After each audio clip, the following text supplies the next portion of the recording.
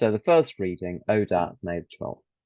Perhaps the first thing we expect to learn in Al-Anon is how to get the alcoholic to stop drinking. This is a difficult idea to pry ourselves loose from, but our making it in Al-Anon depends entirely on realizing that our spouse's sobriety is not our business, however much it may seem to affect our lives and destroy our happiness. The key figure in my Al-Anon work is I, me, myself. That's where the changes must take place to change my outlook from black to pink. Our work in Al-Anon with ourselves often results in the alcoholics wanting sobriety and getting it.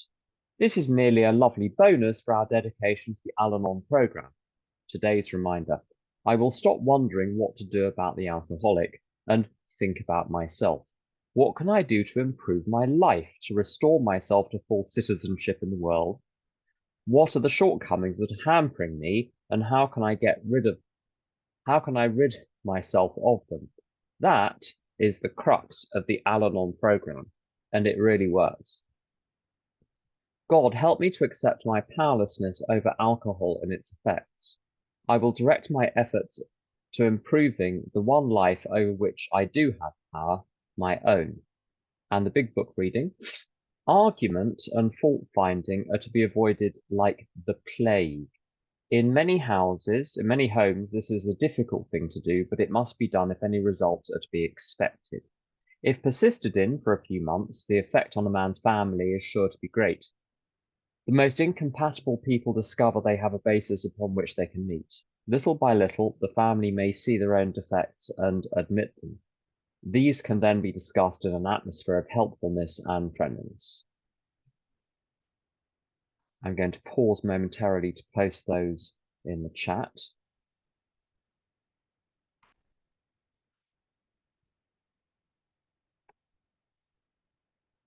There we go. So when I went to my first Al-Anon meeting in September 1995, I started to talk about the him being the alcoholic. And I I thought this room of people in Chelsea, it was the basement of Flood Street. I thought they were going to be fascinated with my little story about him and his shenanigans and the kerfuffle he'd caused and what he'd been up to, and they weren't interested. And sometimes on Radio 4, there are these shows where, let's say, someone has to describe something without using a certain word, or they're to speak on a topic without hesitation, deviation, or repetition. And everyone's there ready with the buzzers to interrupt if someone puts a foot wrong linguistically. And sometimes I feel like that in Al-Anon, that one should have someone on the buzzer so that if anyone says he, a big klaxon goes off and this sharing is now over. You're not allowed to say anything about the other person. You can only talk about your reaction to them if they're the subject of any proposition. And I'll tell you, I think Al-Anon meetings will be about 8 minutes long if this game were played. And it's so interesting. There's a Facebook group I belong to with about 5 billion people in it. It's an Al-Anon Facebook group. And I'll tell you, almost all the people that post, there are some people who've been around for a while who post, but almost everyone that posts is very new to Al-Anon. Of course, when you're very new, this is what I did, this is what they do. Almost every single post starts with the phrase, my alcoholic husband just ... with a description of what the alcoholic husband just did. That everything is the same. And what I like about this ODAT reading is it doesn't deny that there are behaviors, as HR managers would call them, behaviors going on. There are behaviors going on. These do indeed, if one is in the same house as the alcoholic, it's impossible not to be affected in a practical sense. But the fact is, I've got a choice. And I was in a situation a few years ago when I was on an extended holiday with someone that turned out, after years of sobriety, to have been having a few little drinkies here and there. Just a couple of, I think the phrase that was used was a couple of beers. Of course, when a beer is a 20-ounce can of 13% alcohol, a couple of beers is not a couple of beers is something else. And essentially, I had a choice. The choice was either to stay and accept the situation as it was, or go. There was no third door, which is explain very carefully what should happen and how the person should behave. We did set a boundary and actually say, well, if X, Y, and Z happens, then we're off. But you know what? X, Y, and Z did happen. It was concealed, and by the time we discovered, would have been pointless to leave 2 days before the end. It was a wonderful lesson in the futility, the illusory nature of the third door. And that third door, while I'm fixated on the idea, if only I explain it carefully and provide sufficient motivation, then he or she is going to settle down and become a helpful, considerate homemaker. Um, Once I see through that once and for all, I really am left with the two brutal options of accepting it precisely as it is, um, or giving up altogether and just leaving. And I would bounce back to the illusion of the third door, especially when there are signs of hope. Sometimes there are tiny little signs of improvement. Not signs of improvement that anyone else would notice and trust, but my little Al-Anon mind is always looking out for the tiniest opportunity to hope that things are going to change. And I will seize on one of those and say, oh, I really think he's turned a corner. And I discount it to others by saying, well, it's early days and anything might happen, but I'm quietly confident. No one else had noticed this little change. No one else had noticed this little improvement. That's the insanity. That's at the extreme end. So when someone is in active addiction and it's being particularly accelerated with drugs, certain types of drugs in particular, what I would find historically is things move very, very quickly. And very dangerous things to me start to happen very, very quickly, and that's not acceptable.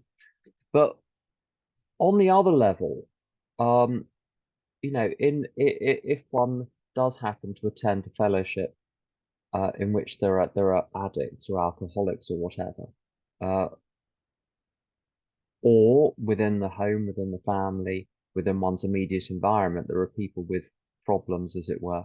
One lives in a society where there are a few things which might need to be remedied at some point.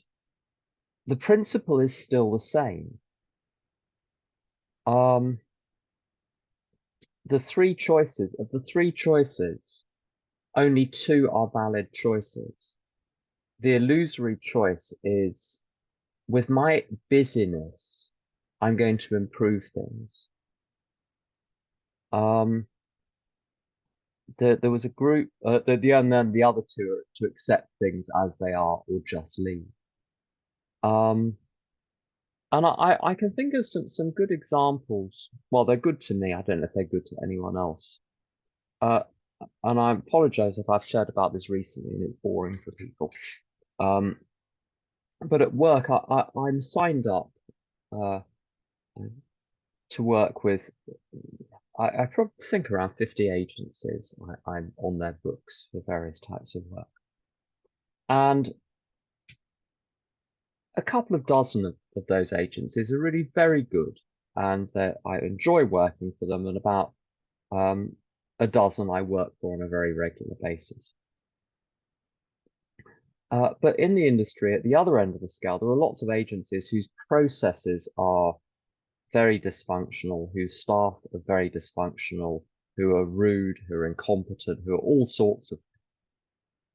And for years, I continued to try to work with those second rate, third rate, fourth rate agencies on the basis that if I could train them at least in their interactions with me, things would come right. I'd be able to find a way of negotiating um, a modus operandi which would be acceptable to me and acceptable to them. But it's like an elastic band. You can stretch it.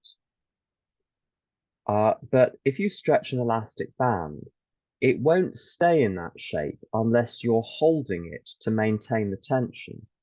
And at some point, either it snaps automatically or you let go or they let go, and then someone gets hit in the face.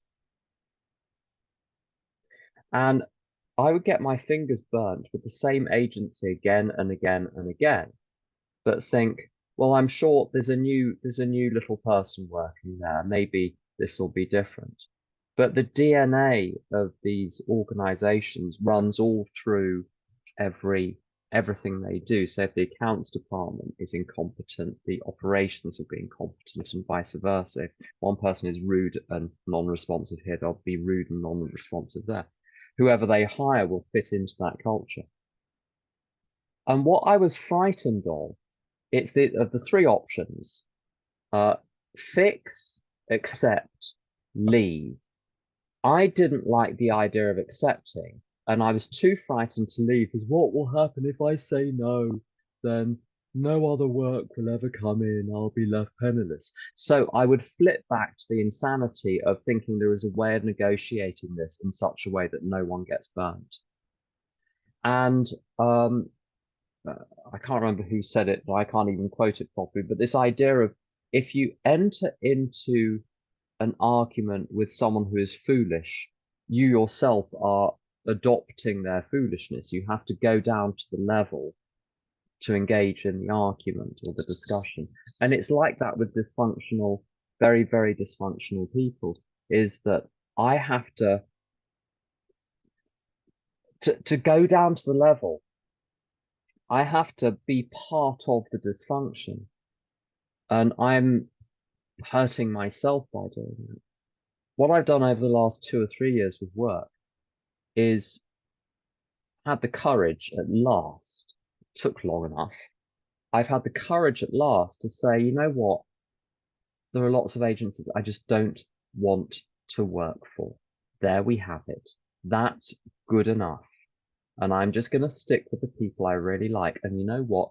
The volume of work with the people I like has gone up because I don't know why, I don't know what the because is, but I notice I let go over here and an opportunity opens up over there. It's almost as though, now this might be a rash thing to say, it is almost as though there is a power in the universe which is doing things, that the universe is not just molecules reacting with other molecules and photons and Higgs boson particles. There is something else going on. There is an intelligence in the universe, and I'm trusting that more and more. Sometimes it happens so violently, it's almost comical, the interventions. Now, of those three options, fix the illusion, um, leave or accept. What I discover is when I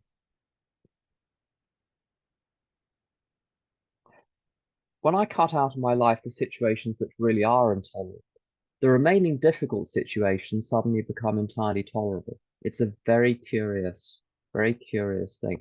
It's as though I've only got a limited threshold for toleration. If I overload the tolerance capacities by introducing into my life or keeping in my life quite intolerable situations, I can't tolerate anything. If I get rid of those extreme situations, the small minor things every day, I discover I have enough capacity to deal with. So it's not a recipe for a sort of ultimatum between, unless it's perfectly my way, then I won't accept it. It's working out which bits it's reasonable to accept and which bits it's not. And of course, I'm going to finish on this. What one realizes, or at least I've realized, uh, when I get down off my high horse, which is so high, it has to have an extendable ladder to come down off. If I leapt from it, I'd break my neck. So that's why I can forgive myself for it taking a long time to come down off my high horse. Once I'm back down on the ground level, I see the head of the high horse up in the clouds. What I discover is that other people have been practicing a remarkable level of tolerance towards me, whilst I've been stomping around in my self-righteousness. That works both ways. It's not that, I'm the arbiter of things good and right and true and beautiful. I've been the difficult one as much as the other person. So that's all I have. A warning, I'm going to have my camera off for a lot of the meeting, and Harry's going to be taking over some of the technical running. So if there are any problems, then I'll be mobile, won't be able to handle them. I'm going to turn off the recording now.